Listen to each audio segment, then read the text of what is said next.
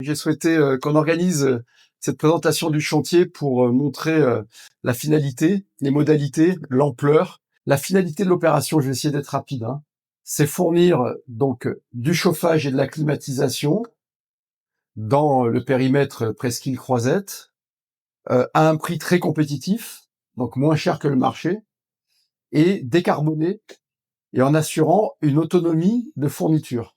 Donc, c'est un objectif, c'est une finalité écologique, 75% de décarbonation, c'est-à-dire qu'on va rejeter en moins 10 800 tonnes de CO2 par an dans l'air. Donc, c'est pas neutre. C'est un objectif tarifaire, donc de pouvoir d'achat, mais on estime qu'on est 15% en dessous du prix du marché classique. Voilà.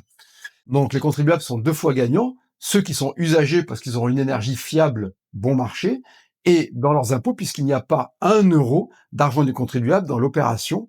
Troisième objectif, c'est un objectif d'indépendance énergétique, de souveraineté énergétique. La technologie de la thalassothermie, c'est-à-dire de l'énergie marine, hein, c'est d'utiliser les calories de la mer l'hiver et les frigories de la mer l'été pour le chauffage et la climatisation. Ce sera une centrale souterraine, hein, et donc qui s'inscrit aussi dans le plan de rénovation de la roseraie. Donc, une fois qu'elle sera terminée, avec une mise en service fin 2027, il y aura une pelouse qui recouvrira l'espace, donc ça sera familial. Donc ça sera un espace ensuite, comme avant, mais plus beau et végétalisé. C'est souterrain.